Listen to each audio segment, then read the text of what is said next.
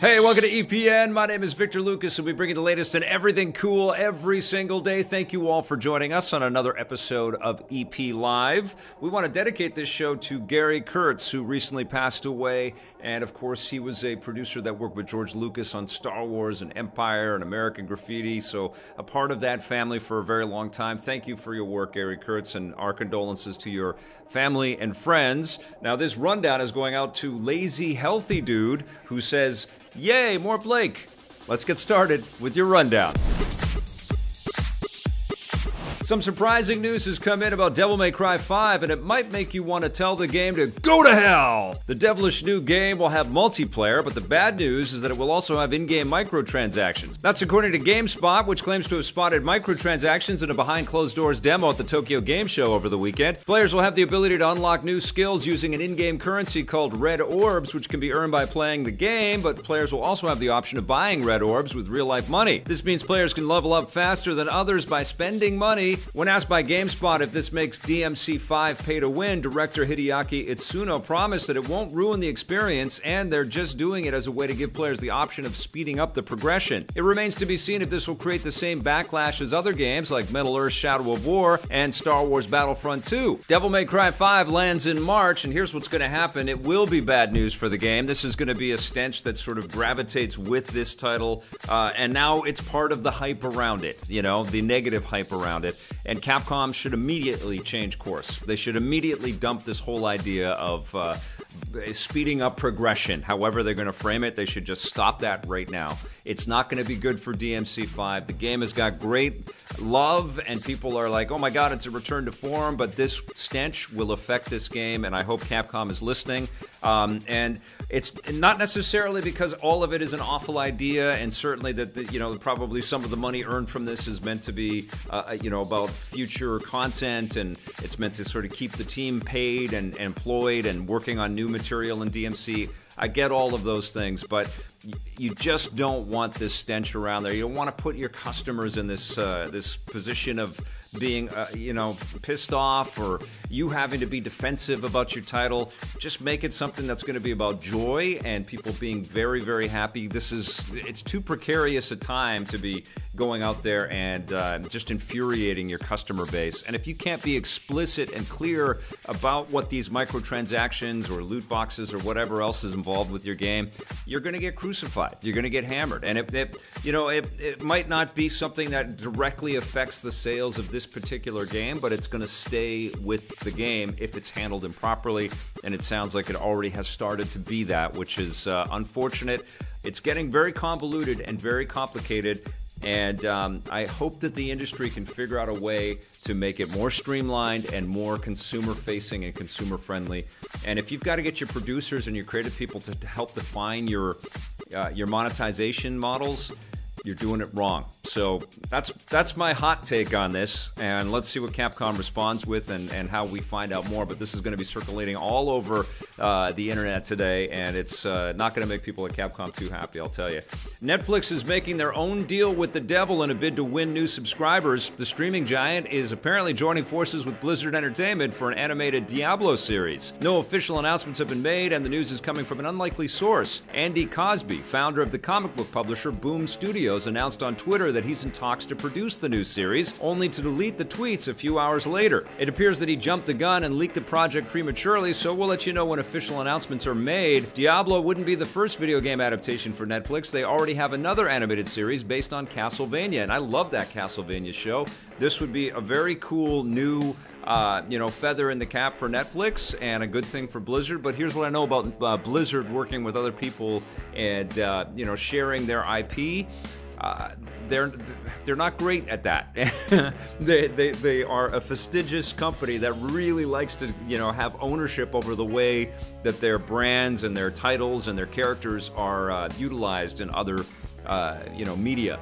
I think this is probably happening, but I think Blizzard is probably overseeing the whole thing. And I mean, they're master storytellers over there. They're great at creating lore. And so I have to imagine that somebody like this may have lost Andy Cosby his job on Diablo. I have to imagine that they're really sort of policing the whole thing to make sure that it is up to their standards and up to their spec, because they're, you know, understandably protective over the things that they have created. And but I'm excited. I think that would be really rad. I actually might be wearing a Diablo t-shirt. Oh, I am. Look at that. I'm wearing a Diablo shirt. How crazy is that? That's coincidence right there.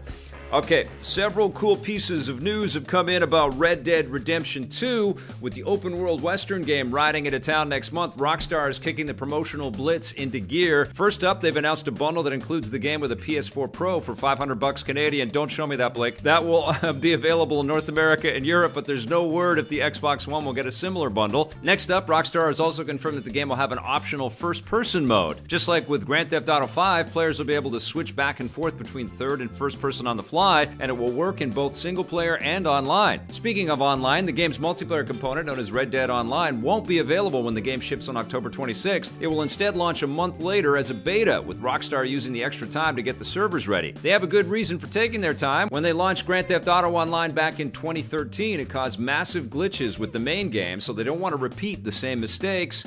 Am I excited for Red Dead Online? I am, but I'm also not skeptical, or I'm reserved. My enthusiasm for playing Red Dead Online is reserved. I found that Red Dead Redemption 1, was such a great personal escape for me and a journey for me. It was almost like I got to jump into Westworld, you know? It was such a great trip through the Old West, and I just felt like I was having this story kind of unfold for me, and I was helping to shape the story, and I was really, really transported. And that's what I'm looking forward to the most with Red Dead Redemption 2. And I've said this before, but the the historical kind of calibration of the game and its period setting kind of limits the amount of crazy experimentation that you can do within that universe. Obviously, they don't have vehicles like they have vehicles in Grand Theft Auto.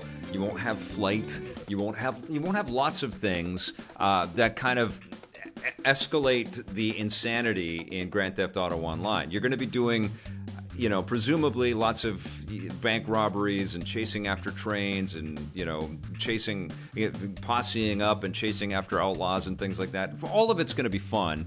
But I don't know. There is a limitation in terms of how many different areas they can explore. But clearly what they have now are the engines that can run, like the in-game engines that can run a tremendous amount more detail in these worlds, right? So there probably will be, and I've read that there's going to be, like, every single non-player NPC character in the game, non-playable character, is somebody that you can go up and have a conversation with, I heard that the horse testicles in the game actually shrink and grow depending on the weather systems that they've employed in the game. Like, there is just so much more refinement. I can't believe I said horse testicles on EP. I think that might be a first. But there's so much more refinement in the way that they've structured this game than anything else that we've seen before. But, if online just devolves into jump on a horse and chase those guys, and then jump on a horse and chase those guys, and then jump on a horse and I don't know. I don't think it's going to be the same as hopping into a submarine and then jumping into a jet and doing huge corporate bank jobs and things like that.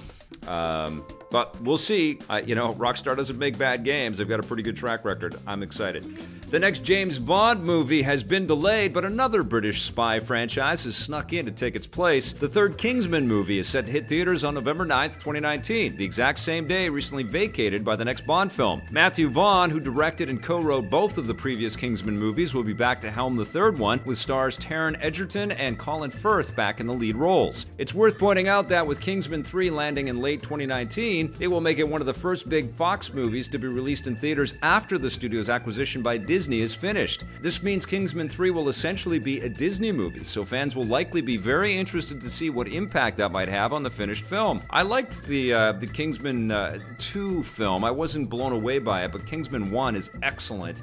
And I hope that this new one kind of veers back into that territory. It almost went too zany and over the top with the second one, which is kind of hard to put on a franchise like Kingsman, but it got a little too crazy, too much Elton John in Kingsman 2.